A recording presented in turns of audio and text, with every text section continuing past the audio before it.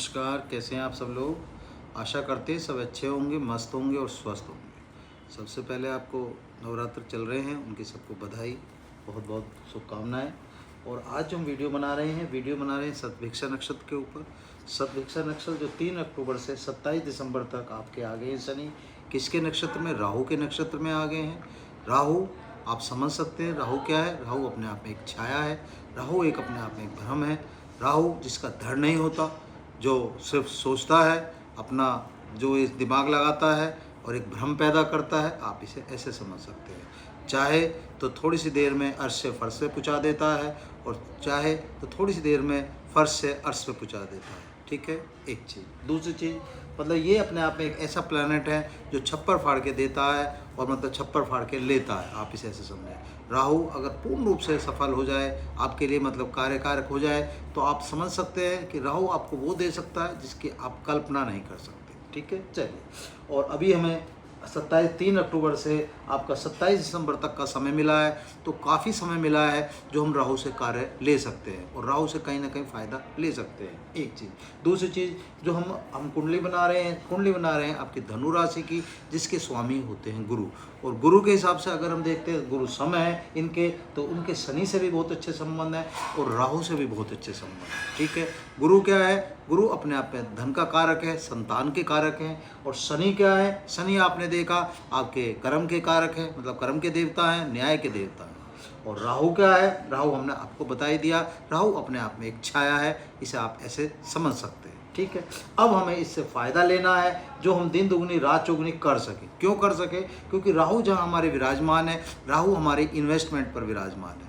जिस भाव में राहु हमारे विराजमान हुए हैं, वो भाव हमारे किसका होता है? भौतिक सुविधाओं का होता है, कंफर्ट्स का होता है। ठीक है, हमारी पारिवारिक सुखों का होता है। यानी राहु जहाँ पर आके हमारे बैठे हैं, तो अगर हमने पूर्ण रूप से इसका फ़ायदा ले लिया, तो अगर आज हमारे पास एक गाड़ी है, कल 2 गाड़ी हो सकती है, 2 गाड़ी है तो 4 गाड़ी हो सकती हैं, एक मकान है तो 2 मकान हो सकते हैं। कहने का मतलब ये, राहु अपने आप में कैटलिस्ट होता है। अगर इसका पूर्ण रूप से सही प्रयोग कर लिया तो पूर्ण रूप से इसका आप फ़ायदा ले लेंगे, एक चीज़। दूसरी चीज़, सतभिक्षा नक्षत्र का जो सबसे बड़ी मेन चीज़ क्या होती है? ये लोग बड़े जिद्दी होते हैं, बड़े साहसी होते हैं और थोड़े से आलसी भी होते हैं।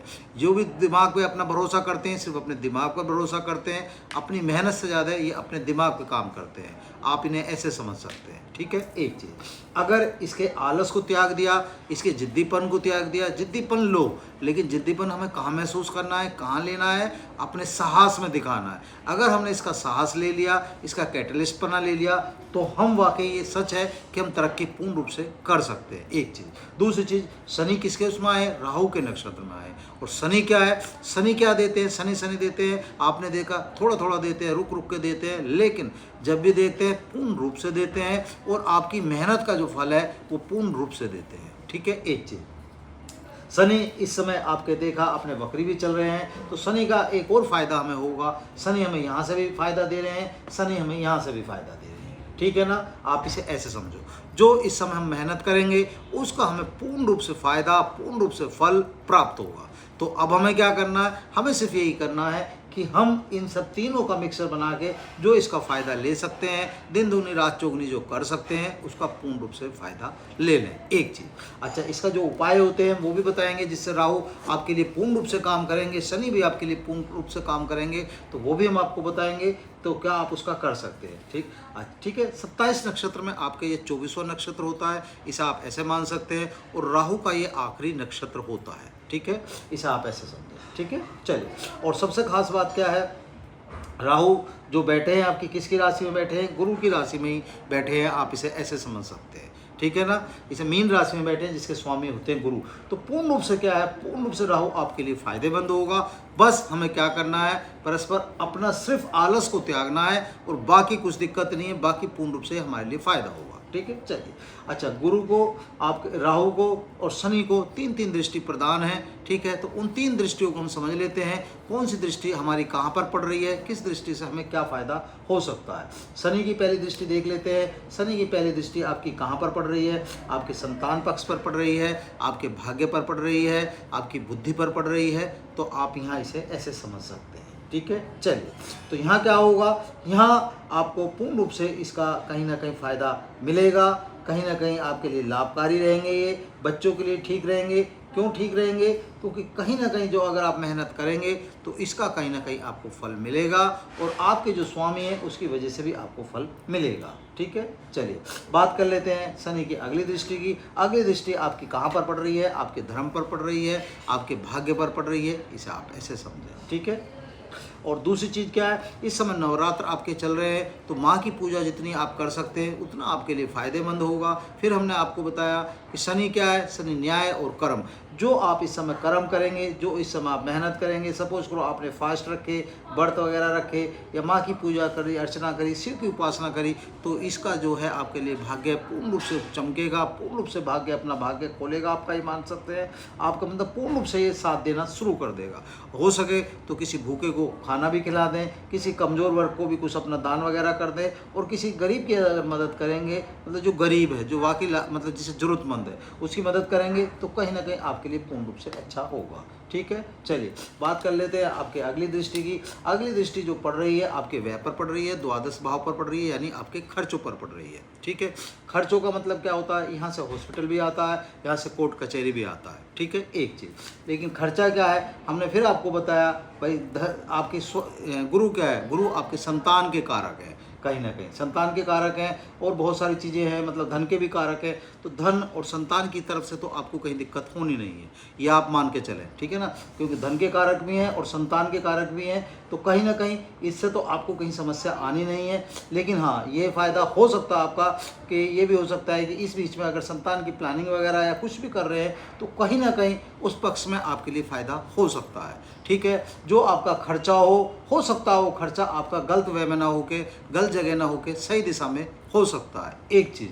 ठीक है, और दूसरी चीज़, इस समय आपको कोर्ट से भी फ़ायदा हो सकता है। कहीं ना कहीं अगर कोर्ट संबंधी कोई भी अगर आपका केस है, तो उसमें भी कहीं ना कहीं विजय आप हासिल कर सकते हैं। आप इसे ऐसे माने। जुडिशरी के लिए पूर्ण रूप से फ़ायदा कर सकता है ये। ठीक है ना, लाइजनिंग के लिए पूर्ण रूप से फ़ायदा कर सकता है। आप इसे ऐसे समझ सकते हैं। और विदेश में अगर कोई भी काम वगैरह कर रहे हैं या करना चाहते हैं या बाहर जाना चाहते हैं, चाहे यात्रा के हिसाब से, चाहे काम धंधे के हिसाब से, तो इस समय वो भी आपके लिए फ़ायदा हो सकता है। उसके लिए भी आपके लिए कहीं ना कहीं फ़ायदा रहेगा। ठीक है, चलिए बात कर लेते हैं राहु की। राहु की दृष्टि कहाँ पर पड़ रही है? राहु की जो दृष्टि पड़ रही है आपकी अष्टम भाव पर पड़ रही है। अष्टम भाव का मतलब क्या हुआ? अष्टम भाव क्या है? आपने देखा, अष्टम भाव आपकी गुप्त विद्याओं का भी होता है ना, और आपकी आयु का भी होता है, और आपकी मृत्यु का भी होता है, और आपके बुढ़ापे का भी होता है। तो यहाँ क्या है? यहाँ क्या सावधानी बरतनी है आपको? सिर्फ ये समझें आप, यहाँ सिर्फ सावधानी आपको ये बरतनी है कि आपको आलस नहीं लाना है। आलस से थोड़ा दूर रहेंगे कहीं ना कहीं, तो फिर ये आपके लिए कहीं दिक्कत नहीं है। अच्छा, समस्या क्यों है यहाँ समझें आप। समस्या इसलिए है क्योंकि यहाँ जो राशि विराजमान है, यहाँ राशि चंद्रमा की विराजमान है। तो चंद्रमा आपका मन होता है, तो मन को थोड़ा सा ठीक रखे, मन को अपना चित रखे, मन को अपना सही रखे, अपना सही दिशा में अगर परिश्रम करेंगे आप, तो कहीं ना कहीं आप इसका फ़ायदा ले लेंगे। और अपनी योजनाएं हमेशा गुप्त रखें, हमेशा अपने पास रखें, किसी को ना बताएं, तो कहीं ना कहीं फ़ायदा होगा, एक चीज़। दूसरी चीज़, इस समय कहीं ना कहीं आप गुप्त विद्याओं की तरफ भी आपका दिमाग चलेगा, तो गुप्त विद्या सीखें। ठीक है, एस्ट्रोलॉजी सीख सकते हैं, सीखें, कोई भी चीज़ सीख सकते हैं, सीखें। लेकिन फिर हमने आपको बताया, सीखने से मुद्दा नहीं है, मुद्दा ये है गलत दिशा में ना करके सही दिशा में सीखें जो भी आप सीखना चाहते हैं। क्यों? क्योंकि राहु सिर्फ एक कैटलिस्ट है, आप इसे ऐसे समझ लें। ये 2 के 4, 4 के 8, 8 के 16 करता है, भ्रम पैदा करता है, दिमाग पे हावी होता है। दिमाग पे हावी जो होने देना है उसे सही दिशा में होने देना है, उसे अपने दिमाग पे हावी नहीं होने देना, बस ये ध्यान रखना है आपको। ठीक है ना, हावी अपने साहस के रूप में रखना है, तो सारी चीज़ आपके लिए सही रहेंगी। अगली दृष्टि की बात कर लेते हैं। अगली दृष्टि आपकी कैरियर भाव पर पड़ रही है, तो कहीं ना कहीं कैरियर भाव से भी आपको फ़ायदा हो सकता है। क्यों फ़ायदा हो सकता है? क्योंकि यहाँ भी जो राशि आपकी विराजमान है वो भी आपके हिसाब से, इनके हिसाब से बिल्कुल ठीक है। कन्या राशि विराजमान है जिसके स्वामी होते हैं बुध, और बुध से इनके सबके संबंध आपस में वृश्चिक इनके सही हैं, आपके गुरु के भी सही हैं और इनके भी सही हैं। क्योंकि बुध क्या है? बुध सम हो गए, तो बुध से क्या हुआ? यहाँ फ़ायदा आपका बुध से होता दिखाई देता है।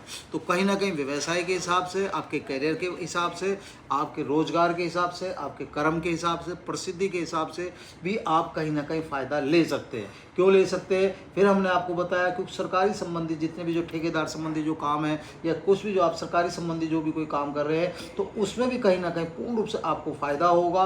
लाइजनिंग में और ठेकेदारी में आप मतलब वो इस समय मेहनत या इस समय वो फ़ायदा आपके साथ हो सकता है जिसकी आपने कल्पना नहीं करी होगी।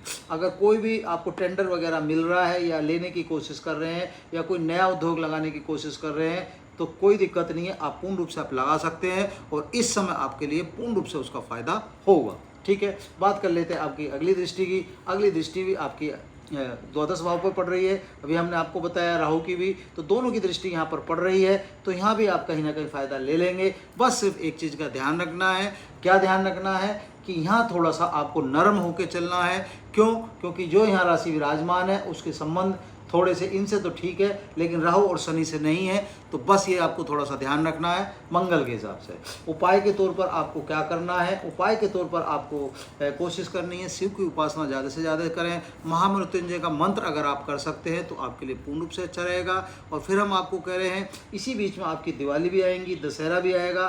पूजा संबंधी पाठ संबंधी जो भी अगर आप पाठ वगैरह करते हैं, शिव की उपासना करते रहेंगे तो बहुत अच्छा रहेगा। क्योंकि शिव की उपासना से सबसे बड़ा फायदा है शनि और राहु के लिए बहुत आपके लिए अच्छा होगा और राहु आपके लिए वो कार्य करेंगे जिसकी आपने कल्पना नहीं करी होगी। ठीक है, अगर हो सके तो चंदन का और केसर का तिलक अगर लगा सकते हैं तो बहुत आपके लिए अच्छा रहेगा। केसर का तिलक मस्तक पर भी लगाएं, अपनी कंठ पर भी लगाएं और अपनी जीवा पर भी लगाएं और आपके लिए पूर्ण रूप से इसका फायदा होगा। आप इसे ऐसे समझ सकते हैं। ठीक है, बस इतना सा अगर आप कार्य कर लेंगे तो हमें उम्मीद है क्योंकि शतभिक्षा जो नक्षत्र है वो पूर्ण रूप से आपके लिए वो काम करेगा जिसकी आप मतलब अंदाज़ा नहीं लगा सकते। अच्छा, जो इसके जो आपके देवता होते हैं आप इसे ऐसे समझ सकते हैं, इसके देवता होते हैं आपके वरुण देवता होते हैं, इसे आप ऐसे समझें। ठीक है, तो इसलिए अगर आप करना चाहते हैं तो इनका भी मंत्र आप राहु के अगर पूर्ण रूप से फ़ायदा लेना चाहते हैं तो ओम वरुणाय नमः का भी मंत्र आप कर सकते हैं, वो भी आपके लिए अच्छा रहेगा क्योंकि वरुण देवता इसके वो है। आप इसे ऐसे समझें शतभिक्षा नक्षत्र के, ठीक है ना, आप इसे ऐसे मान सकते हैं। तो इसका भी कहीं ना कहीं आप फ़ायदा ले सकते हैं। ठीक है, और जिद्दीपन से थोड़ा सा दूर रहना है, आलस से थोड़ा सा दूर रहना है। फिर हम पुनः आपसे प्रार्थना कर रहे हैं और अपना साहस पूर्ण रूप से अपना बरकरार रखना और जितना भी साहस आगे बढ़ा सकते हैं उतना बढ़ाएं और इसके 24वें नक्षत्र का जो फ़ायदा आप ले सकते हैं उस नक्षत्र का फ़ायदा करें और इसका दिन दुगनी रात चौगुनी अपने जीवन में लाएं। ठीक है, उम्मीद है आपको वीडियो समझ में आई होगी। अच्छी लगी तो प्लीज़ लाइक करें, शेयर करें। धन्यवाद।